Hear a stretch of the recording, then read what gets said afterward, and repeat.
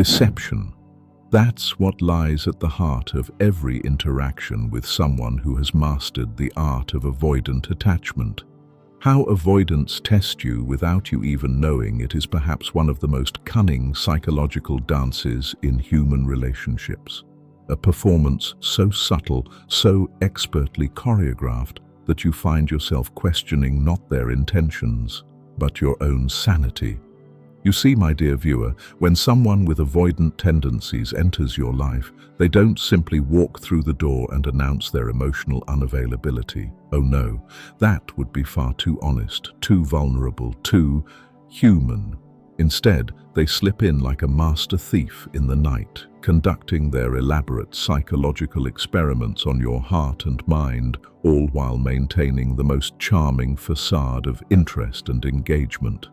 The fascinating thing about avoidance is their unconscious genius for creating what I call controlled chaos in relationships. They possess an almost supernatural ability to maintain the illusion of control while simultaneously triggering your deepest insecurities and attachment needs. It's rather like watching a skilled magician perform. You know you're being deceived, you can feel it in your bones, yet you can't quite put your finger on how the trick is being executed. The spotlight effect plays a crucial role here, as these individuals have learned to direct your attention exactly where they want it, making you hyper-focused on your own perceived shortcomings, while their testing mechanisms operate in the shadows. What makes this phenomenon particularly insidious is that avoidants themselves often aren't consciously aware they're running these tests. Their behavior stems from deep-seated fears of intimacy and vulnerability, wounds carved so deeply into their psyche that testing others has become as natural as breathing. They've learned that love hurts, that closeness leads to suffocation, and that the only way to maintain any semblance of safety in relationships is to keep one foot perpetually out the door. So they test, they probe, they push and pull with the precision of a master puppeteer, all while genuinely believing they're simply getting to know you or taking things slow. The cruel irony is that these tests are designed to confirm their worst fears about relationships. When you inevitably react to their hot and cold behavior with confusion, hurt, or attempts to get closer, they interpret your natural human responses as proof that you're too needy, clingy, or demanding. It's a self-fulfilling prophecy of the most tragic kind. They create the very conditions that will drive you away, then point to your departure as evidence that people always leave, that love never lasts, that their initial skepticism was justified all along. Understanding this dynamic requires us to examine the psychological landscape of avoidant attachment with both compassion and clarity. These individuals learned early in life that emotional needs were burdens, that expressing vulnerability led to rejection or neglect, and that self-reliance was not just preferable but essential for survival. Their testing behaviors are not malicious schemes hatched in the dark corners of their minds. They're protective mechanisms, albeit deeply dysfunctional ones, designed to maintain the emotional distance they believe they need to stay safe. Throughout this exploration, we'll delve into the specific ways these tests manifest in real relationships, examining the subtle manipulations, the manufactured crises, the strategic withdrawals, and the carefully calibrated doses of affection designed to keep you hoping, striving, and ultimately proving your worthiness of their guarded love. We'll also explore how the illusion of control operates on both sides of this dynamic, how avoidants believe they're managing the relationship's trajectory, while you believe you can somehow prove your worth and win their full commitment through your patience, understanding, and unwavering devotion. Picture, if you will, a woman named Sarah, intelligent, successful, and blessed with that rare combination of strength and tenderness that draws people like moths to flame. She meets David at a gallery opening, where he approaches her with the kind of confidence that suggests genuine interest and emotional availability. Their conversation flows effortlessly, touching on art, travel, shared values, and dreams for the future. He listens intently, asks thoughtful questions, and even shares what appears to be a vulnerable story about his childhood. By evening's end, Sarah feels that electric connection she's been seeking, that sense of having found someone who truly sees her. David follows up with a text the next morning, not too eager, not too casual, but perfectly calibrated to suggest genuine interest without appearing desperate. They begin dating with a rhythm that feels natural yet orchestrated. He plans thoughtful dates, remembers details from their conversations, and gradually introduces physical intimacy at a pace that feels respectful rather than rushed. Sarah finds herself falling, not just for who he is, but for how he makes her feel about herself, desired, appreciated, understood. But then the tests begin, so subtly that Sarah doesn't recognize them as tests at all. David starts taking longer to respond to her messages, not days, but hours, where there used to be minutes. When she asks about it casually, he explains that he's been swamped at work, and his explanation is so reasonable, so accompanied by genuine seeming regret, that Sarah feels foolish for even mentioning it. This is her first test. Will she accept his explanations without question, or will she push for more attention and reveal herself to be one of those needy women he's learned to avoid? The spotlight effect kicks in powerfully here. Sarah becomes hyper-aware of her own behavior, analyzing every text she sends for signs of neediness, monitoring her emotional reactions, and unconsciously adjusting her natural responses to avoid seeming too interested, too available, too human. She doesn't realize that this self-consciousness is exactly what David's psyche is trying to create. By making her question her own needs and reactions, he maintains the upper hand, the sense of control that his attachment style demands. Next comes the consistency test. David begins creating a pattern of plans followed by last-minute changes. He'll suggest a romantic weekend getaway, build up her excitement with detailed planning discussions, then cancel 2 days before because of a work emergency or family obligation. Again, his reasons are always valid, always accompanied by disappointment that seems genuine, and always followed by promises to reschedule. But the rescheduling never quite happens with the same enthusiasm or detail.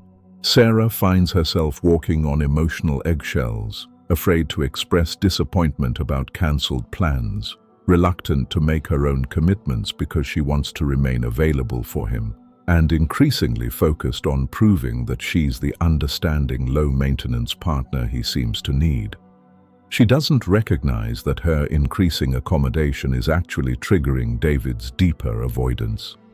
Each time she swallows her disappointment, each time she adjusts her schedule to accommodate his last-minute changes, she's confirming his unconscious belief that relationships require him to sacrifice his autonomy. The emotional availability test follows predictably. During their intimate moments, David begins sharing less, asking fewer questions about Sarah's inner world, and subtly redirecting conversations away from topics that require vulnerability. When Sarah attempts to discuss their relationship's progression or share her own emotional experiences, he responds with distracted listening, intellectual analysis rather than emotional engagement, or subtle topic changes that leave her feeling unheard and unimportant. This creates what psychologists call an intermittent reinforcement pattern, the most addictive form of behavioral conditioning known to science.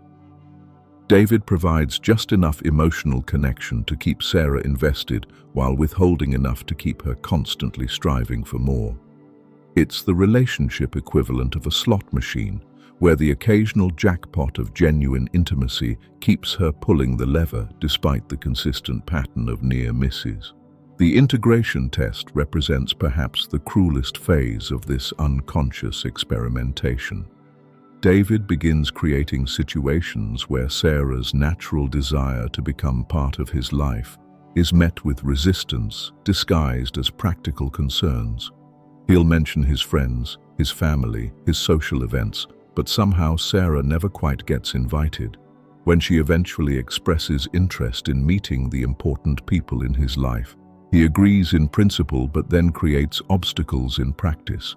His friends are going through drama and it's not a good time. His family is complicated and he doesn't want to subject her to their dysfunction. His work events are boring and he couldn't put her through such tedium. Each excuse is reasonable in isolation, but together they create an unmistakable message. She's not quite worthy of full integration into his life. Sarah begins to question whether she's pushing too hard, expecting too much, moving too fast. The spotlight effect has her convinced that her desire for deeper connection is abnormal, excessive, somehow flawed. She doesn't realize that David is unconsciously terrified of the very integration she seeks, that each of her natural relationship progressions triggers his deep-seated fears of being trapped, controlled, or consumed by another person's needs.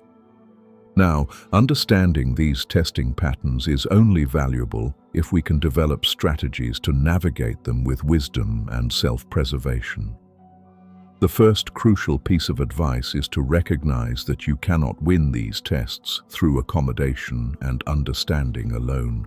This may seem counterintuitive, particularly if you're someone with anxious attachment tendencies who believes that love means endless patience and unwavering support.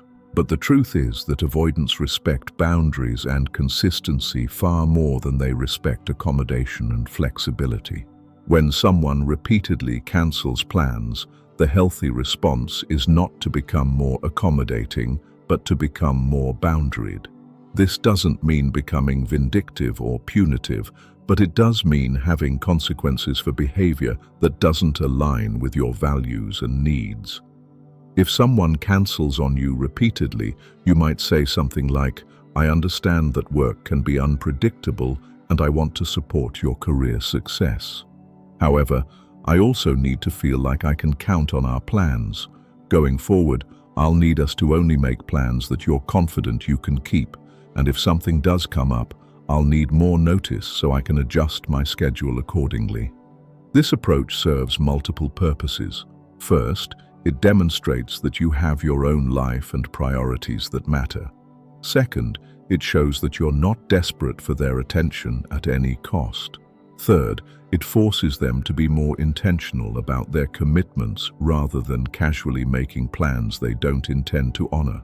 Most importantly, it breaks the cycle of you accommodating their inconsistency while feeling increasingly resentful and undervalued. The reasoning behind this boundary-setting approach lies in understanding how avoidant attachment actually functions. Avoidants are drawn to partners who demonstrate their own autonomy and self-respect, because these qualities suggest that the person won't become the controlling, engulfing presence they fear. Paradoxically, the more you chase, accommodate, and adjust yourself to their comfort, the more threatening you become to their sense of independence. By maintaining your own standards and expectations, you actually make yourself safer and more attractive to them. When dealing with emotional unavailability tests, the key is to match their energy rather than trying to draw them out through increased vulnerability on your part. If they're sharing less, you share less. If they're asking fewer personal questions, you focus more on your own inner world and less on trying to connect with theirs. This isn't about playing games or being manipulative. It's about protecting your emotional energy and maintaining your own sense of self-worth. The reasoning here is that avoidants often interpret your emotional openness as pressure for them to reciprocate, which triggers their flight response. By maintaining your own emotional boundaries and not over-functioning in the emotional labor of the relationship, you remove that pressure while also preserving your own emotional well-being. If they want deeper connection, they'll need to initiate it and meet you halfway rather than you constantly reaching across the chasm they've created. For the integration tests, the most powerful response is to build a life so fulfilling and engaging that whether or not they include you becomes genuinely less important to your happiness. This might involve deepening existing friendships, pursuing new interests, advancing your career goals, or simply enjoying your own company more fully. When they mention their friends or family or events, respond with genuine interest but without hints that you'd like to be included. Instead, share equally engaging stories about your own social connections and activities. The psychological principle at work here is that avoidants are attracted to what they can't have and threatened by what comes too easily. When you stop pursuing integration into their life and instead focus on creating integration and fulfillment in your own life, you become more mysterious, more autonomous, and paradoxically, more desirable. Additionally, you protect yourself from the emotional damage of constantly seeking inclusion that may never come. Perhaps the most crucial advice for dealing with avoidant testing is to develop what I call emotional forensics, the ability to examine patterns of behavior rather than getting caught up in individual incidents. Avoidants are masters at making each individual test seem reasonable and justified. The work emergency that causes the cancelled date, the family drama that prevents you from meeting his parents, the busy period that explains the decreased communication. Each excuse makes perfect sense in isolation. But relationships aren't lived in isolation, they're lived in patterns. Start documenting not just what happens, but when it happens and how you feel about it. You might notice that cancelled plans always seem to occur right after particularly intimate conversations. You might observe that emotional withdrawal happens consistently after you've expressed deeper feelings or relationship needs. You might recognize that integration obstacles arise precisely when you're feeling most connected and optimistic about the relationship's future. This pattern recognition serves two vital purposes. First, it helps you see the forest for the trees, recognizing the systematic nature of behaviors that might otherwise seem random or circumstantial. Second, it provides you with the evidence you need to make informed decisions about whether this person is capable of the kind of relationship you want, regardless of how much potential you see in them or how strong your feelings have become. The most challenging aspect of dealing with avoidant testing is managing your own internal responses to their behavior. The spotlight effect makes you hyper-focused on your own actions and reactions, constantly wondering if you're being too much, not enough, too fast, too slow, too emotional, too distant. This self-consciousness is not only emotionally exhausting but also counterproductive, as it pulls you away from your natural instincts and authentic self-expression. Combat this by regularly returning to your own values and needs as your North Star. Before responding to their behavior, ask yourself, what would I want in this situation if I weren't afraid of their reaction? What would someone who truly loved and respected me do in this circumstance? Am I adjusting my behavior because it feels right to me, or because I'm afraid of their judgment or withdrawal? Remember that healthy relationships should enhance your sense of self, not diminish it.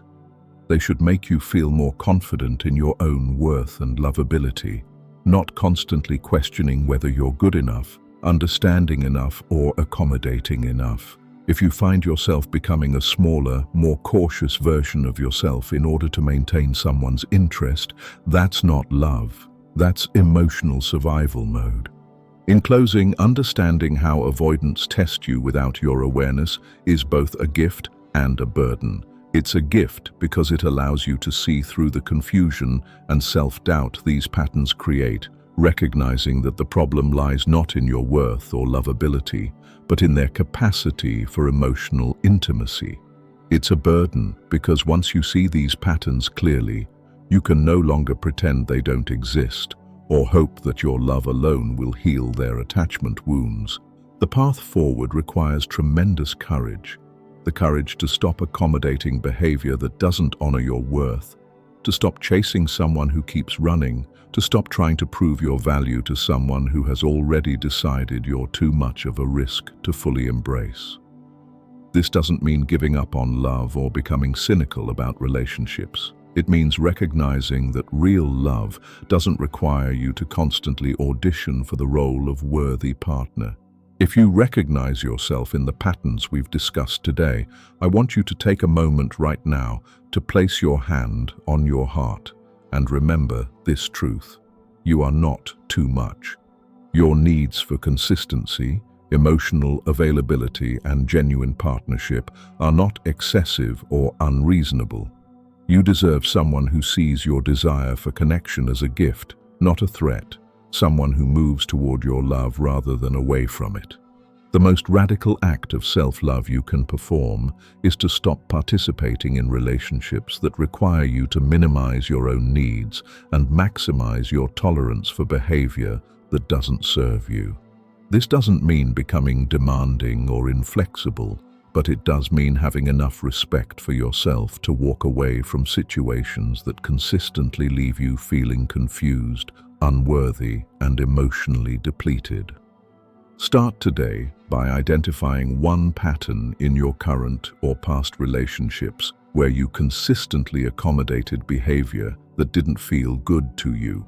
Write down what you would do differently if faced with that pattern again. Share this insight with someone you trust who has your best interests at heart. Begin the process of reclaiming your own emotional territory, one boundary at a time, one self-respecting choice at a time, one moment of courage at a time. Your heart is not a testing ground for someone else's fears. It's a sanctuary that deserves to be treated with reverence, consistency, and genuine care. The right person will recognize this truth and honor it, not through grand gestures or perfect behavior, but through the daily choice to move toward love rather than away from it. Don't settle for less than this sacred recognition. Your future self will thank you for the courage you show today. If you believe this video might help someone dear to you, share it with them. A small gesture on your part could mean the world to a friend in need.